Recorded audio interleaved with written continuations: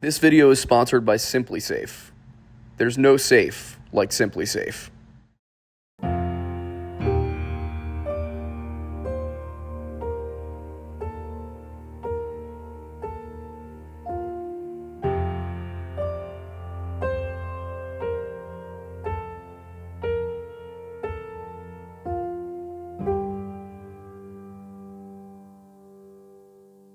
At 4:20 p.m. on July 17, 2014, a Boeing 777-200 with the Malaysia Airlines nationality and registration mark 9M-MRD disappeared from air traffic control systems to the west of the TAMAK air navigation waypoint in Ukraine. Moments later, pieces of the aircraft fell from the sky, peppering the ground in a 50 square kilometer swath near the Ukrainian villages of Hrabove, Rozsypne, and Petropavlivka in Donetsk Oblast. The flight, better known as MH17, had been on its way from Amsterdam to Kuala Lumpur when some unknown force ripped it from the sky over the war-torn Donbas region, claiming the lives of all 298 people on board. Among those lost were 193 Netherlanders, 43 Malaysians, 27 Australians, 12 Indonesians, 10 Britons, 4 Germans, 4 Belgians, 3 Filipinos, 1 Canadian, and 1 New Zealander, none of whom had any connection with the conflict on the Russo-Ukrainian border. At first, nobody was certain as to what had caused the 777 to fall from the sky some 4 hours into this flight.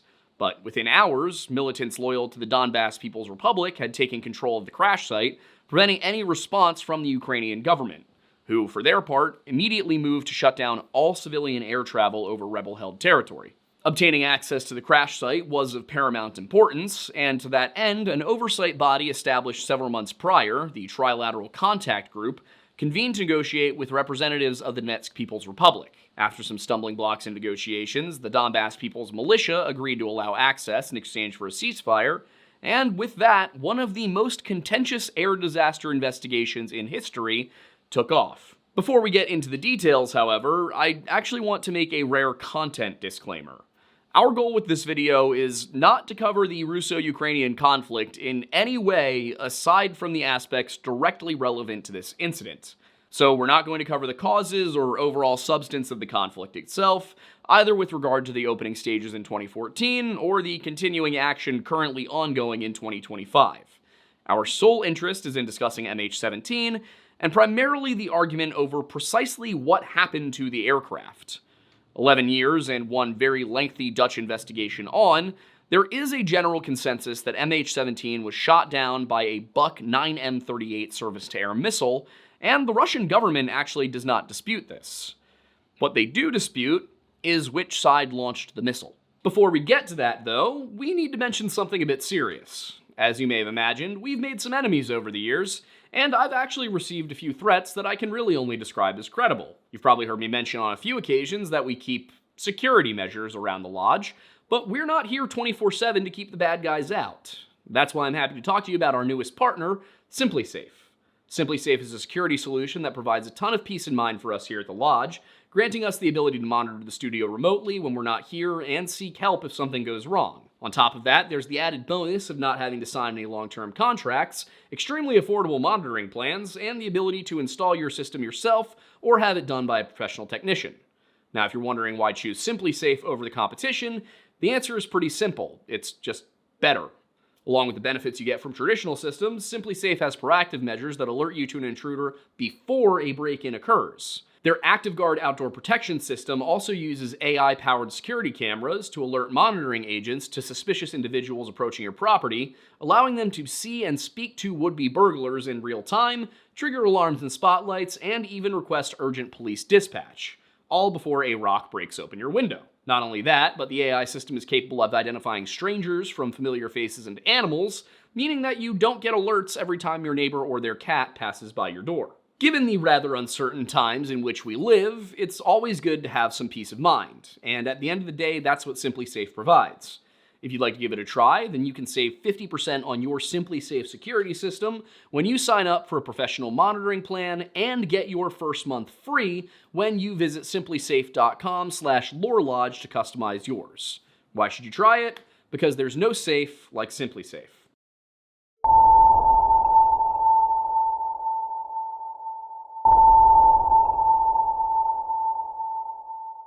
Within mere hours of the attack, which brought down MH17, journalists working for the Associated Press began to provide reports on the incident from both the Ukrainian government and the Donetsk People's Republic. One thing was immediately clear. The aircraft had most likely been shot down, and by a Soviet-era surface-to-air missile system called the 9K-37 Buk.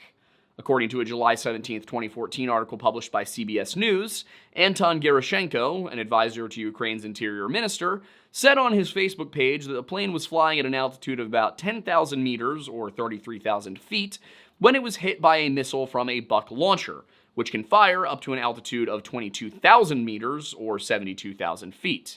Though the outlet also reported that Ukraine's government didn't say how it knew those details. I would assume the details they're referencing here are how they knew that it was that kind of missile rather than how they knew what the Buk can do, because Ukraine also had Buks. But however they came to that conclusion, finding the culprit wasn't going to be as simple as you might think.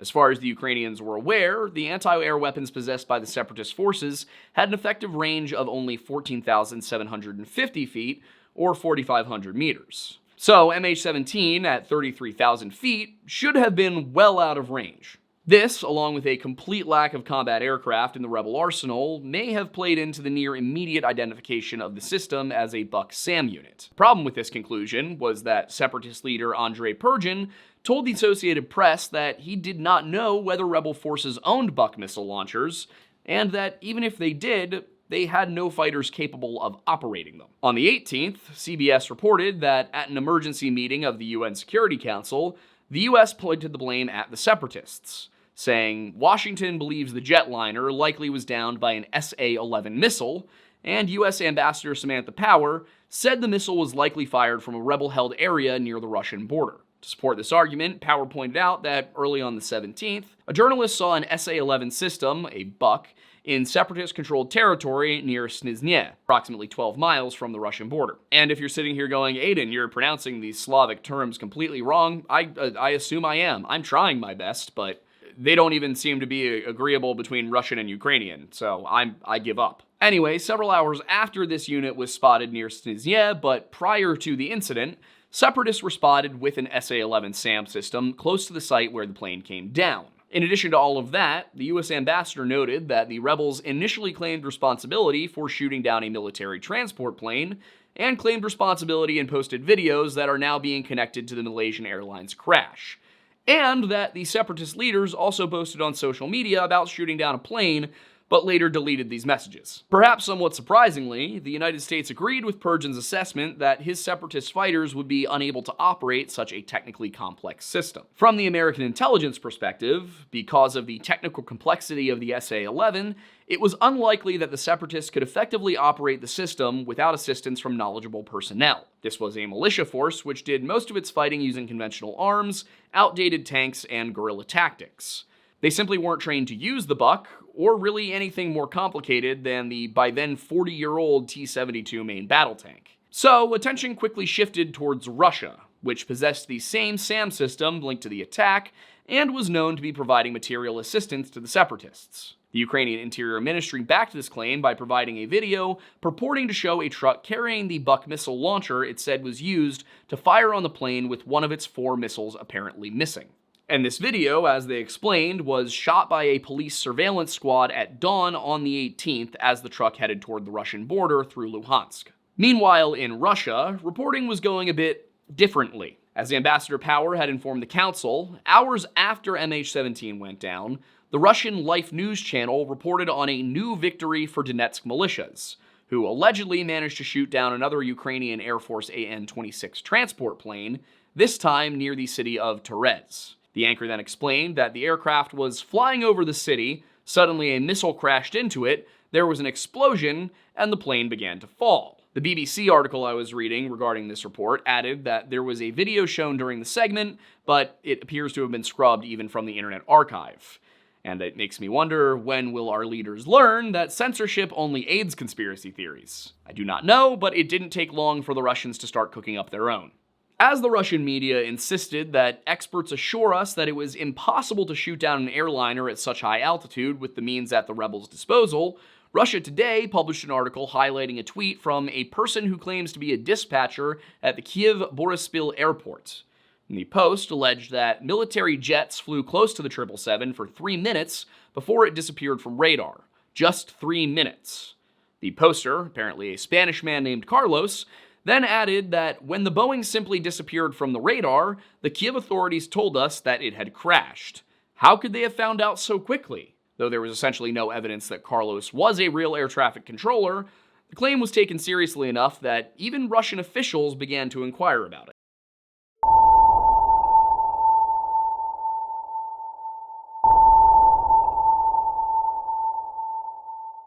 Can Kiev comment today on the social media posts allegedly from a Spanish air traffic controller working in Ukraine that the Boeing shot down over Ukrainian territory was accompanied by 2 Ukrainian military aircraft? Lieutenant General Andrei Kartopolov asked during an interview on the Rossiya 24 TV channel. To support the validity of his question, he reminded the audience of Siberia Airlines Flight 1812, shot down by the Ukrainians over the Black Sea in October of 2001. The entire Ukrainian leadership denied the involvement of the country's armed forces in this tragedy until the last minute, he remarked, and only after we presented irrefutable facts did we prove who was the true culprit of that tragedy. Now, this was partially true, in that Ukraine did deny any involvement in the disaster, which saw a Tu-154 go down with 40 Israelis and 38 Russians aboard. The claim that Russia presented irrefutable facts in order to prove what happened, on the other hand, was not entirely accurate. According to the New York Times, American intelligence approached Russia with the explanation that the jet was almost certainly downed by an SA-5 anti-aircraft missile fired during a Ukrainian training exercise on the Crimean coast. The Pentagon's version of the story described an accident in which a missile overshot its target, failed to self-destruct, and instead locked onto the passenger jet. Now, Russian officials referred to this theory as unworthy of attention, but not because they wanted to accuse Ukraine of a deliberate strike. The Telegraph reported that President Putin, yes, he has been in power that long, ruled out the idea that the airliner could have been shot down by the Ukrainian military. Instead, the Kremlin believed that the attack was carried out by terrorists. But that argument came to an end on October 14th, 9 days after the disaster, when Russia's own investigators concluded that during the exercise, one of the missiles, an S-300, struck a drone, but that a second, an S-200, flew 150 more miles and unleashed a warhead of shrapnel balls at the airliner. This was, of course, almost exactly what the Pentagon had told them in the first place. Ultimately, with Russia and the United States aligned on what happened, Ukrainian officials finally relented, and those responsible resigned from their posts in shame over the event. Issues with Kartopolov's account of Siberia 1812 aside, the argument being made regarding MH17 was not exactly the same. In the 2001 incident, it was a pure accident caused by an absurdly unlikely coincidence. In the case of MH17, on the other hand, there were a variety of narratives as to what exactly had happened. The one thing that everyone who was of the belief that a Ukrainian fighter jet was involved could agree on was that the fighter responsible was a Soviet-era Su-25 Frogfoot. Such aircraft, as Kartopolov explained during a July 21st press conference, had standard armament including R-60 air-to-air missiles, which are capable of locking and hitting targets from 7 miles away, and which are guaranteed to hit the target from a distance of 3 miles. So an Su-25, if it were close enough, would absolutely have been capable of taking down a jetliner. But the more contentious question was, why would it? Donetsk People's Republic Deputy Prime Minister Pergin suggested that a Ukrainian Su-25 could have shot down the Malaysia Airlines plane, mistaking it for a Russian spy plane. At the same time, Pergin's allies in the Luhansk People's Republic told Russian news media that rebel forces shot down the fighter after witnessing the attack, though Ukraine had no record of the destruction of an Su-25. Western journalism outlet Bellingcat, who is responsible for probably the most comprehensive coverage of this story, unfortunately only confuses the matter further, as it would appear that their reporters misread the Post-Times report, the one from Russia, as claiming that MH17 was shot down in response to LPR militia shooting down a ground attack aircraft. Still, this was generally in line with the circumstances described by the alleged ATC worker, Carlos, who Bellingcat reported made a number of claims. Among these, that the attack was a false flag perpetrated by the Ukrainian government to make it look like an attack by pro-Russian rebels. That aircraft control in Kiev, where he claimed to work, was being taken over by the Ukrainian military, with phones and other equipment being confiscated from staff. that MH17 was being escorted by 2 Ukrainian fighter jets minutes before MH17 was shot down, and lastly, that it was shot down by a missile, with the military present with Carlos confirming it was Ukrainian. According to Russian news agency ITAR-TASS, these claims were confirmed by eyewitnesses in the Donetsk region who saw Ukrainian warplanes near the passenger jet and heard sounds of powerful blasts and saw a Ukrainian warplane shortly before the crash. So the Russian narrative seemed very plausible at first, but as investigators dug into the source of the information, cracks began to form. Carlos, it would seem, was struggling to prove his credentials. The Spanish consulate attempted to track him down, but could find no evidence that the man had ever been in Ukraine. According to a Facebook post from the Spain Report, who contacted the Spanish embassy in Kiev, there was no record of Carlos passing through the consulate, and no one from the relatively small Spanish community in Kiev knew him.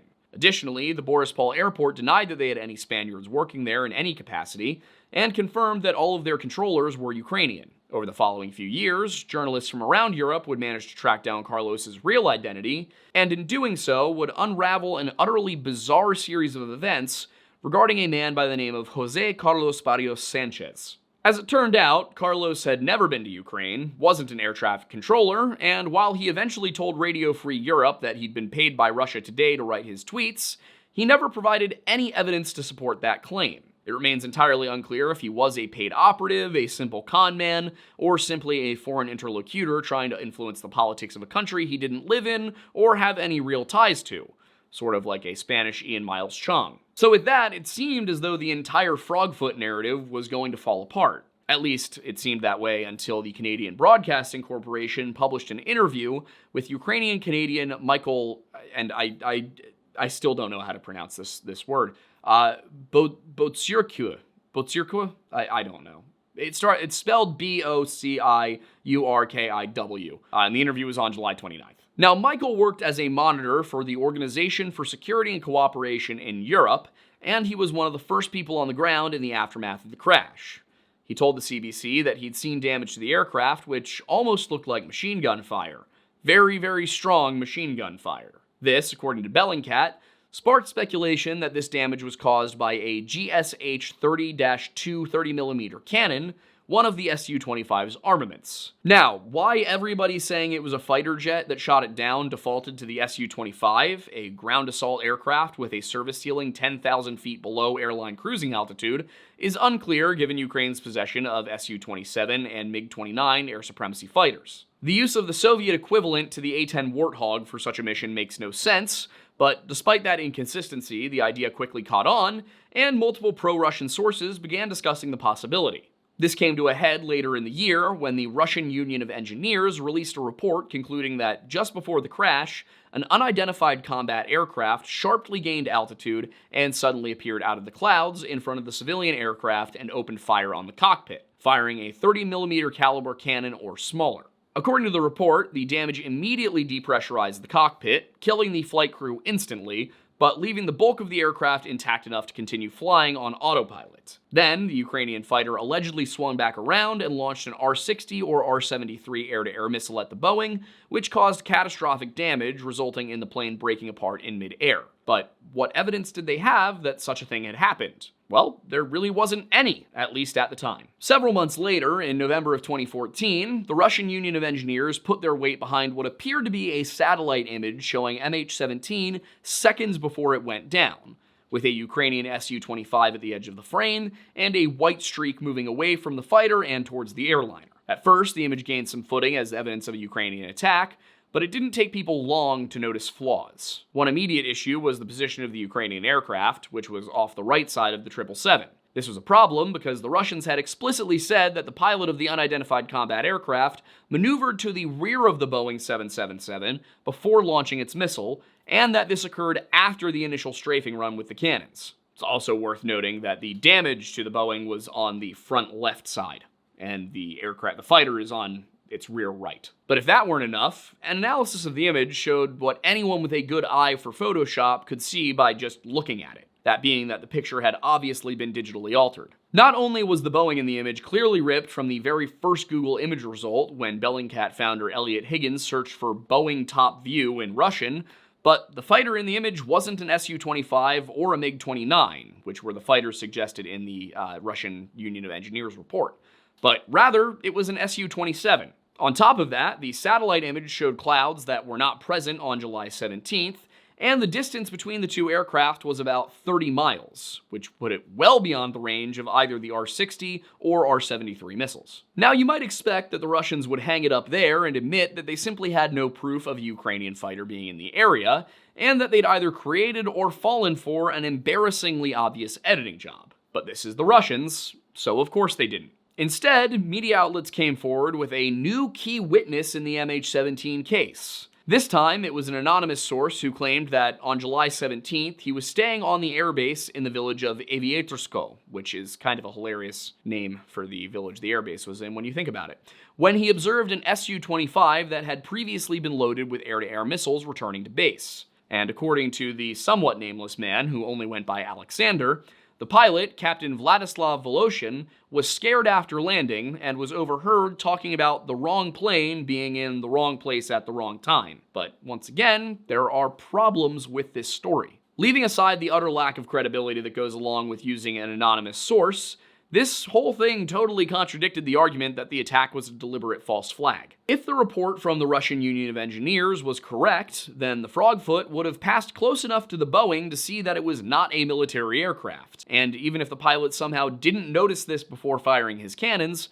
he certainly would have noticed by the time he was pulling around for the kill shot. Since the pilot allegedly proceeded with his attack anyway, it would make no sense for him to be saying it was the wrong plane. The report from the Union and the report from this anonymous source were inherently contradictory for this reason, and the latter didn't tell a very convincing story from that point on either. Bellingcat's reporting is once again frustrating, but thankfully they provided the direct source to the interview.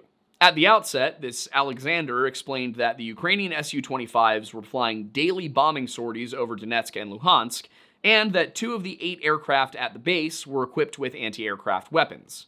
Apparently for self-defense purposes, even though the rebels possessed no aircraft and the Russian Air Force was not directly engaged in the conflict. The witness went on to explain that on the afternoon of the crash, an hour before MH17 went down, he saw 3 Su-25s take off, one of them equipped with air-to-air missiles. He wouldn't say precisely where he was when he saw this, but he was confident that this aircraft returned with no missiles. Another contradiction, since the report claimed that only one had been launched. The crux of the problem with this interview, though, is that Alexander simply knew too much for someone who claimed to know so little. He knew quite a bit about the operational capacity and the use of the Su-25, but at the same time said that he was just an observer. He said he didn't know anything about the pilot, but also somehow knew his name, rank, combat history, and how he reacted to shooting down a civilian aircraft, which was apparently out of anger over his 2 wingmen being shot down. And that's another important contradiction, because while Ukraine did lose a jet around this time, it was only 1 jet, and it was the day prior. So the story Alexander was telling, where he's suggesting that the one pilot shot down MH17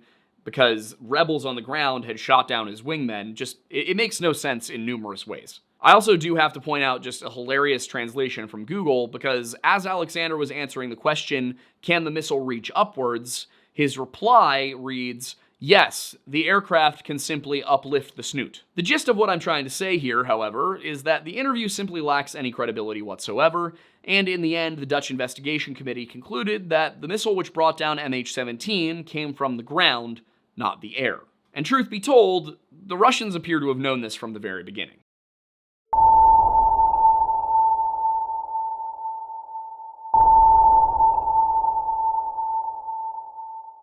The Su-25 theory was not the only explanation put forward by the Russian Ministry of Defense during their press conference on July 21, 2014. While Kartapolov and others pushed for the Ukrainian fighter jet hypothesis, the Ministry of Defense also considered the possibility that a Ukrainian Buk system shot down the jetliner, either as a false flag or in an attempt to shoot down Putin's presidential jet. The latter theory was quickly dismissed out of hand for a number of reasons, not only because Putin's jet hadn't been in the area in months, that MH17 wasn't escorted by fighters, and of course the fact that killing the president of Russia would have immediately drawn the Federation into a hot conflict in eastern Ukraine. The former, on the other hand, seemed a bit more viable. The argument given at the time was based upon the Russian claim that Ukraine had at least 2 Buk systems in place in range of MH17 on the day of the crash. To prove this, they presented satellite images of a swath of farmland south of the village of Rozsypne, in which a pair of SAM launchers could be seen in a field west of the highway, with a BTR armored personnel carrier a short distance away to the east. In addition, they provided images of an empty lot at a Ukrainian air defense base in Spartak, where a buck had previously been deployed, at what they claimed was the same time they spotted the two anti-air systems south of Rozsypne. The implication was that Ukraine had moved one of the systems from the base down to the field, and that it was present there when MH17 went down. They stopped short of saying that this was definitively the launcher used to destroy the plane, at least until the following year, when reports from arms manufacturer MH17 and a witness named Sergei seemed to bolster that position. By July of 2015, the Russian government had generally accepted that the plane was brought down from the ground, but they'd yet to prove how Ukraine managed to do it. Russian news organization Vesti trotted out an interview with this Sergei fellow, who told them that he had seen Ukrainian military equipment in a field south of Rozsypne on July 17, 2014. He claimed to have been on his way to work at a nearby farm when he was stopped by government forces, which he described as including 20 to 30 Ukrainian soldiers, radars, and military vehicles. While some of this equipment was covered up, he was able to identify some of it, such as a BTR and a rotating radar with a dome. Vesti's report concluded that the BTR Sergei had seen was the same one from the satellite image shown at the press conference a year earlier, providing more credibility to the Russian position. Around this same time, in July of 2015, MH17 came forward with a report stating that the Rozsypne field was a possible launch site for the missile which destroyed MH17. According to Bellingcat, MH17's analysis used publicly available pictures of the wreckage of MH17 and was primarily based upon a calculation of the missile's last position using the impact direction of the warhead fragments, which they claimed allowed them to identify the possible launch site using the trajectory profiles of the particular missile used. Then, 2.5 years later, Vesti came forward with what should have been the nail in the coffin, at least so far as the Russians were concerned. It was a satellite image showing a military position just west of Shaposhnikova,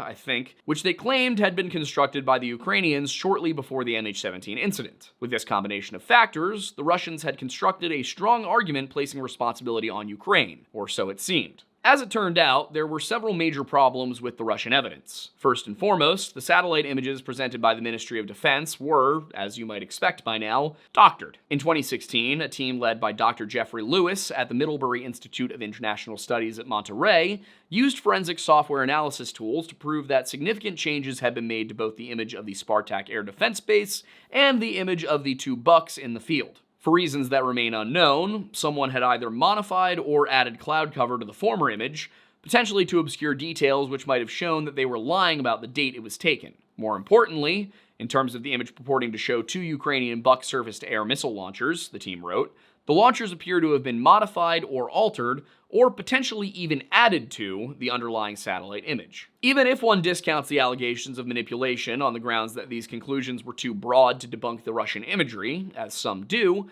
there is still the issue of Sergei's report to contend with. The witness may have given a believable story, but for the fact that he said he was standing in the very field where he saw the Ukrainian missile launchers, when in reality he was standing in a field that was over 4 miles to the south. The one place where the Russians might have a point is with their claim that the area from which the missile was launched was within Ukrainian-held territory, though even then it's not exactly truthful. If anything, the argument should be that Ukraine sent a detachment north, across the front line, and then into position south of Rozsypne in the days leading up to the attack. But this doesn't appear to have been the case either, as Dutch investigators eventually confirmed via sources within the separatist forces that the area was held by rebels and that no missiles were launched from that spot. In the end, it wouldn't matter, because the Dutch conclusively placed the location of the launch site miles to the east in a field outside of Pervomaiske, based on a number of factors, including but not limited to scorch marks on the ground photographed by Roland Oliphant and his team just a week after the plane went down. In addition, the shrapnel damage to the cockpit of the aircraft was located on the front left side, which is more in line with a missile fired from in front of the jetliner than from its starboard. All of that said, I find the most interesting aspect of the Russian Federation's argument against their involvement and in favor of Ukraine's to be the one that they made based on the very same video presented by the Ukrainian government at the outset of the investigation. This is not because I find it to be convincing, but because I believe it tells us quite a bit about what the Russians actually knew and when they knew it. Noting that in the days following the crash, media circulated a video supposedly showing a buck system being moved from Ukraine to Russia, representatives of the Russian Ministry of Defense stated that this is clearly a fabrication. The video, which Ukraine claimed to have been shot in rebel-held Luhansk, clearly showed the buck unit driving through Ukrainian-held Krasnoarmeysk, as evidenced by the billboard in the background advertising a car dealership at 34 Dnepropetrovsk Street. But was that true? Bellingcat founder Elliot Higgins argued that it wasn't,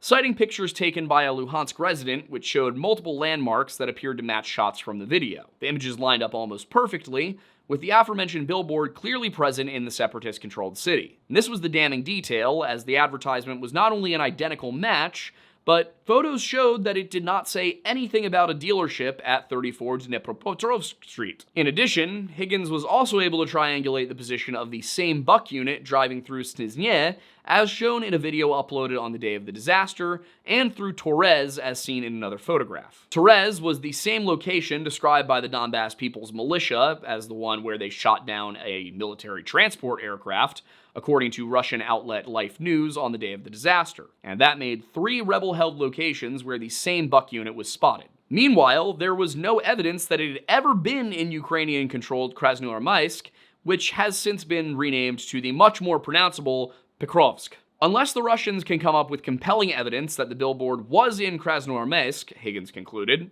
it's clear that the Russian Defense Ministry lied at its press conference on the downing of MH17. The only remaining question is why. The argument could be made that Russia orchestrated the entire event with the intention of placing the blame on a Ukrainian false flag attack, but aside from the fact that this would be an incredibly risky maneuver which could lead to war with NATO if discovered, the Russian government's response to the incident belied a sense of chaos within their own ranks.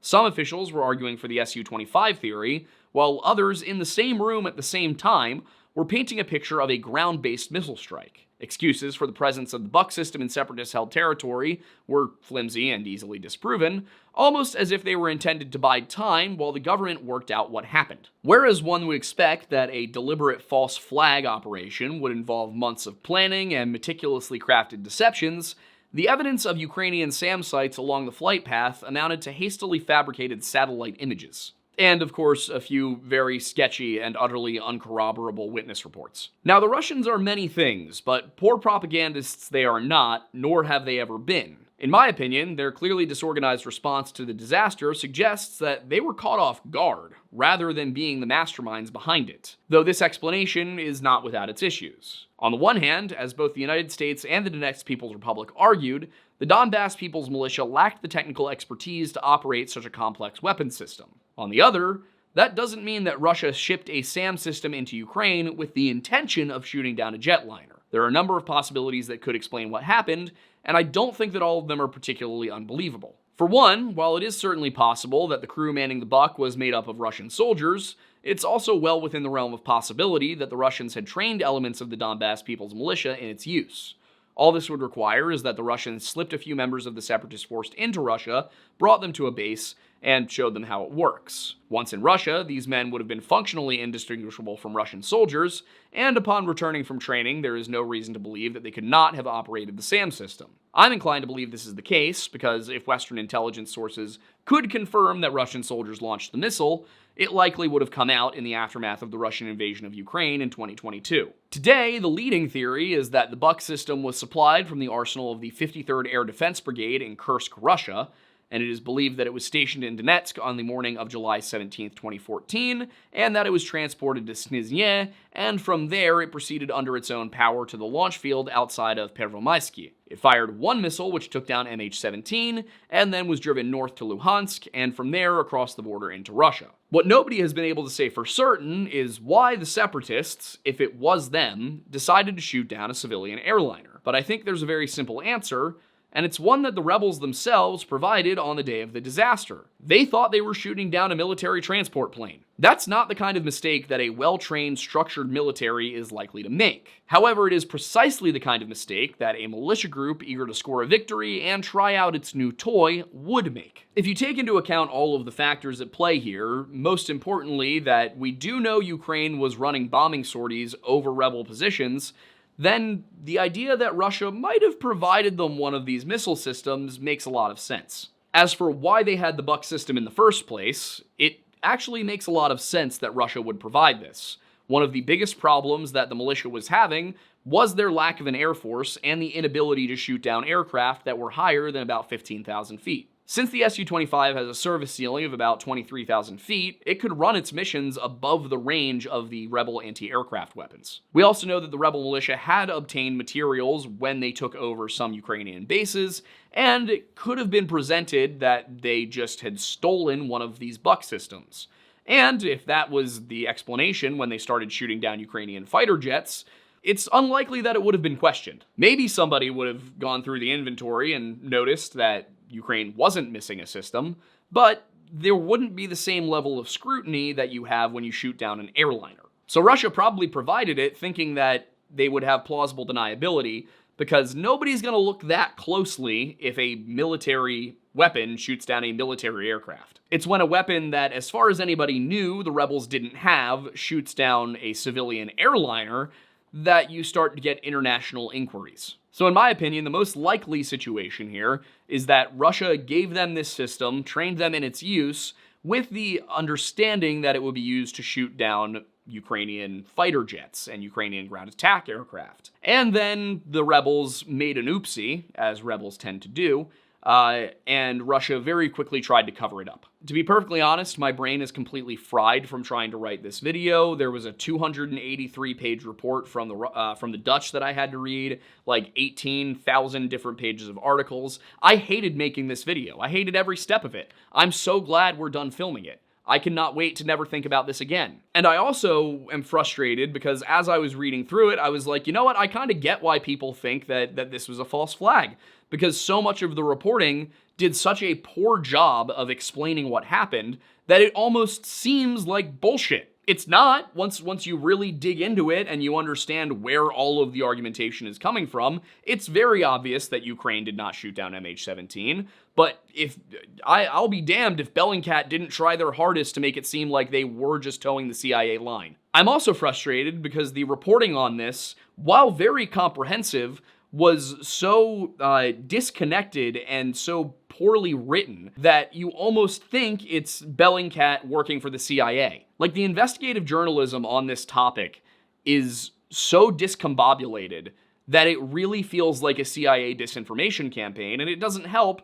that Bellingcat is funded by an organization that describes itself as performing functions that the CIA used to perform just as an NGO, a non-governmental organization.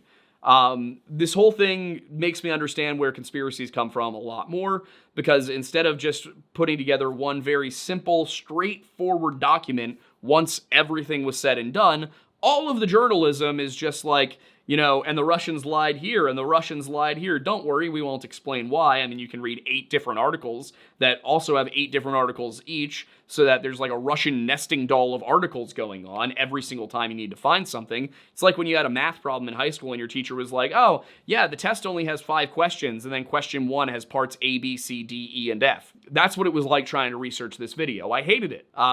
If I didn't do this for a living, I would have read through a couple of these articles and been like, oh, Ukraine definitely did it. Like, I really had to drill down into all of the information, and I spent hour after hour, day after day, reading through things, trying to figure out what was connected to what, in order to finally come to the position where I was like, okay, I understand Bellingcat's position now. I don't know, it's just like, I can understand that the guys who were writing these articles, who were doing this investigative journalism, probably had so much information in their minds that it was hard to write something and know what you needed to tell the audience, because I had the same problem writing this video.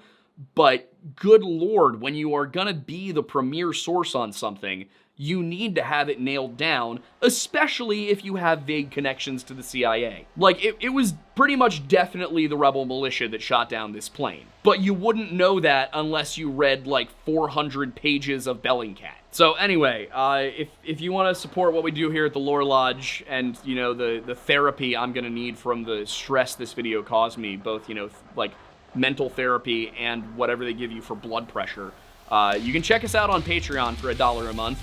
You can also join our Discord to get timely updates on when videos are coming out, because YouTube just hates to show you them when they drop. You can also check out our coffee at tableauroastingco.com. It's Mount Pocono Perk. I designed it myself. You can go on to bunkerbranding.com and get our shirts and our hoodies. Those are fun. We have a live show that's every Monday at 7 p.m. That's actually in about 25 minutes, so I got to wrap this up really quick. Oh yeah, we also have more channels. We have History Unhinged. We have the Weird Bible. Both of those have new content coming to them. History Unhinged has been pretty consistent. Weird Bible has not. I have my personal channel, Aiden Mattis, but I haven't had an opportunity to stream in weeks. This show is on Spotify now, too, as is the live show, and all podcasting platforms. And we're on Rumble, I guess. Yeah, nobody's watching it, but it's there. I'm Aiden Mattis, and thanks for stopping by the Lore Lodge, I guess.